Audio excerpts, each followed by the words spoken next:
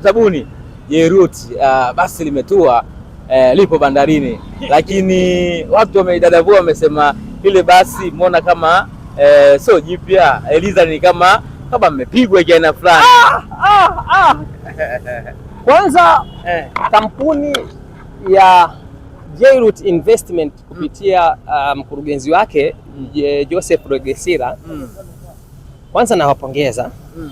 Nawapongeza katika kitu ambacho walichokifanya. Walichokifanya ni vipi?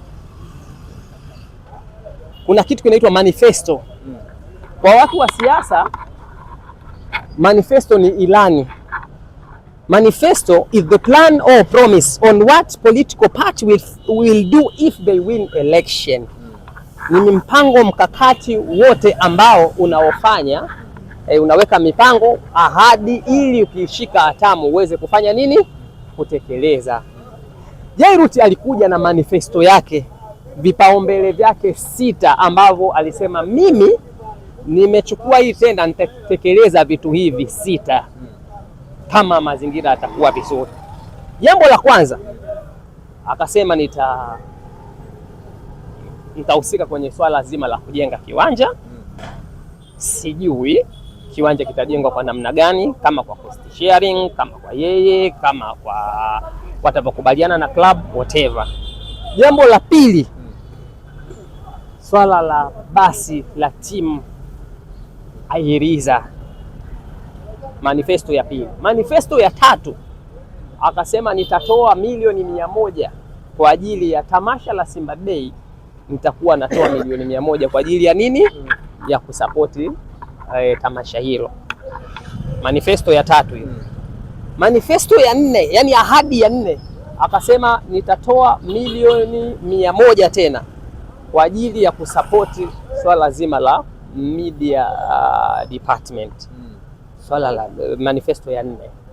Manifesto ya 5 akasema nitajenga media house yenye hadhi ya Simba. Yenye hadhi ya Simba. Ina maana hata vyombo vya habari vingine vitakuwa vinakuja kufanya nini? Ukava pale. Hiyo ni manifesto ya 5. Manifesto ya mwisho ni ya 6, ni kwamba nitasaidiana na club, ila mimi nitamnunua mchezaji mmoja. Sijui nitumie neno kumnunua, sijui nitumie neno nitasaidiana na club, ili mimi nitamlipia mchezaji mmoja katika mkataba wangu, ambaye sasa hivi ni Eno Jospin Luema. Kati manifesto ngapi hizo nimekutajia? 6 ambazo ndizo mimi nazozikumbuka. Kama kuna mwingine atakumbuka ataniambia, lakini mimi nakumbuka hivi. Sasa tunaanza kuzichambua. Unajua sisi mnavyotuahidi. Sasa kuna mtu kama mimi, mzee wa salute, mzee wa fact, huwa najadili kwa hoja. Umeniahidi, umetekeleza, lakini umenipa time limit.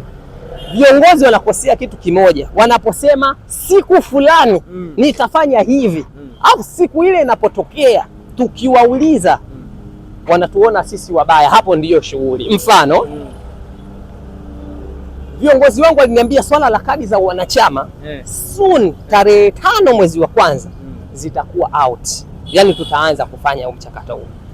Mwezi wa kwanza tarehe 5 ukapita, tukakumbusha tukaambiwa itakuwa tarehe 28 27 mwezi wa 3. Asante. Ilipofikia ile tukaona matawi is loading, kwamba usajili wa matawi unakamilika. Wakaja tena wakasema mfumo bado. Sasa hata kama mfumo bado, wasingekuwa wanatoa ile time limit kwamba hii itakamilika siku fulani. Hiyo inatupa maswali tuhoji na kujaji, mlisema kipindi hichi inakuwaje? Ndio maana hata Jairut alivyosema basi litakuwa ndani ya mwezi kama sijakosea. Ndio maana mwezi ulipofika watu wakafanya nini? Wakauliza.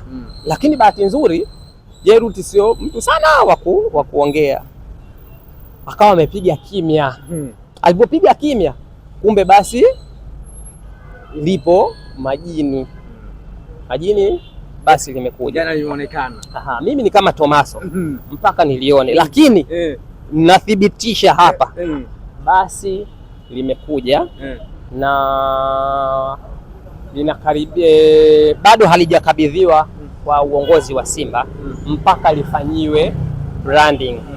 Kitu ambacho nawaeleza Watanzania walikuwa hawajui, Jairut alikuwa hataki kabisa basi lile lifanye nini, lionekane, yani zile picha zivuje. Umeona, alikuwa hataki, na ni kitu ambacho anapata wakati mgumu sana sasa hivi anapoweka mambo yake siri, kuna watu wanatoboa mtumbwi. Sasa alikuwa hataki lijulikane, lifanyiwe branding nini, kila kitu, alafu likikamilika twende tukalizindue kwenye uwanja ambao usioisha pale Jangwani. Pale ndio tunaenda kulizindulia pale. Ilikuwa plani hiyo. Ndio plani. Yes. Lakini alikaa kwenye plani hiyo ameingia. Sasa ndio nakuja sasa kwenye huko. Kwa hiyo sasa kipindi cha kidato cha 3 kuna kitabu fulani cha mashairi. Kuna shairi lilikuwa linaitwa Wasodhambi. Wasodhambi wakaingia kuharibu biashara. Kuharibu biashara vipi? Wanachukua basi jingine ambao linafanana na lile alafu wapostia watu. Lakini pia nimshukuru sana Ally Kamwe. Umshukuru sana Ally Kamwe. Kwa sababu gani? Ally Kamwe ametusaidia kufanya promotion ya basi na watu kujua basi limeshafika. Hiyo ni promotion, yani ile inaitwa promotion bila pesa. Si unajua mimi kufanyaga promotion bila hela siwezi. Ndio alikaweza. Hali amejaa kwenye mfumo. Mtani wangu Ally Kamwe umejaa kwenye mfumo, umefanya promotion bila pesa. Hilo la kwanza. Lakini la pili, katika hiyo promotion kuna kitu ulikuwa unataka kuharibu, ulikuwa unataka kudifaminate, sijui kufanya nini, yani kuharibu biashara ya mtu. Kuharibu biashara ya mtu ni vipi? Unachukua kitu fulani na usianisha na kitu fulani ili kudogosha kitu ambacho sicho na kuibia siri lile basi kama la Madrid au PSG. Subiri, ngoja kuonyesha. Anasema basi used ile. Ngoja kuonyesha. Usimwambie mtu, lakini usimwambie mtu. Usimwambie mtu. Hata ambaye na chat nayo usimwambie mtu. Usimwambie. Mkuu wa habari. Nimeona.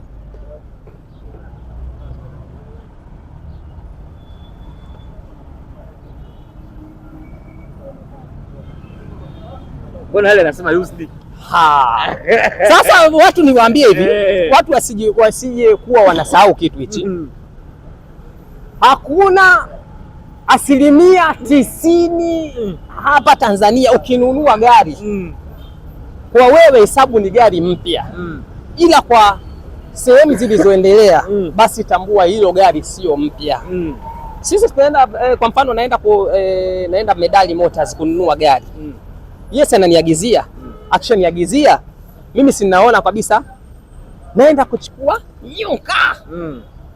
Yani Prado kama ile la Ahmed Ally TX. Mimi sinasema ni mpya. Kumbe wenzetu manufacture ni mwaka mwingine.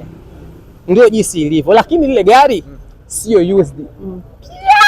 Na maganda yake. Sikiliza kaka. Ndio maana nakwambia usimwambie mtu. Taarifa hizi mimi nazokupa ni za ndani. Mimi siongeagi kitu bila ushahidi wala uhakika. Mpaka nijue uhakika ni upi ili na wewe unajuaga mimi formation yangu mimi ni kama Tomaso. Mpaka niamini kitu ndio ninasema ili hapa nimekubali.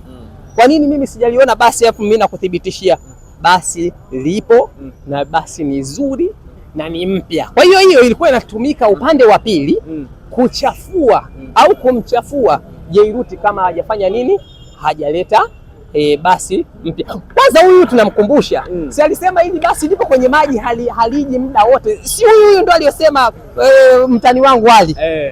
Sasa leo tena hii imekuwa sasa sizitaki mbichi hizi sasa. Likija tena likiweka branding, Ally atasema hiyo branding mbona hiyo nyekundu imepauka sana. Lakini taarifa ni hii, basi lipo linaenda kufanyiwa branding na uzinduzi washabiki, wanachama, influencer na watu wote wapenda maendeleo tunaenda kulizindulia pale Jangwani. Basi lazima na uzuri Jangwani tena. Na nyuma kwenye kioo pale sijui nikwambie ambaye tunataka kukwambia kwamba linaandikwa vipi? Inaandikwa vipi niambie. Basi acha hiyo, acha niache exclusive. Ila mimi napendekeza nyuma linaandikwa kule Kigoma. Kuna mtu mmoja alikuwa anaitwa Super Mzazi, alikuwa ana magari yake yalikuwa ni mabovu lakini magari yake nyuma yameandikwa hivi, gari bovu baba yako analo. Na sisi nyuma tunaandika gari mnasema gari used, nyie mnalo iliza pale pale, watasoma kina Ali Yanga walikuwa juu, yani Ali wakina Kevo, si ndio kundi moja, Ali wakina Kevo, wakina Komau, wakina Godi, sijui baba Yanga, sijui Tina nini, wote tunaenda kuzindulia na pale tutakuwa tumefanya kitu kimoja, kuwakumbusha zile ahadi ambazo sisi katika upande wetu kuna ahadi zinatekelezeka. Nyie vipi? Mzee Saluti, kuna mdau mmoja wa DM amesema, amemtumia Ahmed Ally, amesema hivi waandike nyuma wenye wivu wajinyonge. Basi hilo basi litaandikwa sehemu zote, huku bavuni mwenye wivu wajinyonge, nyuma gari bovu, mnasema gari bovu, nyie mnalo, huku pembeni ukitaka ubaya dai chako, huku pembeni, yani hivyo hivyo, ili mradi ujumbe ufanye nini? Ufike. Sisi ni klabu ambayo unapewa mnani jambo umekamilisha, umekamilisha, saluti. Hujakamilisha nakuuliza kwa hoja, bwana hujakamilisha hichi bwana. Kuna watu waga wanauliza, bwana mzee wa saluti, mimi mbona sikuonagi ukipiga picha na wachezaji wala viongozi wala nini? Hoja yangu ni sio kwamba sitaki hivyo, ila mimi binafsi naona ile halina afya kwangu. Kwa sababu hii moja, anapokosea nitamuonea aibu kufanya nini? Kumpanish. Sitaki kuweka urafiki sana. Ndio maana wakati wa Loemba hapa katikati, Loemba unacheza na jukwaa, yaani mcheza mpira, lakini angekuwa ile best yangu nini, ningeshindwa, ningefanya nini? Ningemuonea aibu. Kwa hiyo tutapofanya vile kwenda kuzizindulia pale Jangwani, yaani hiyo ipo wazi kabisa.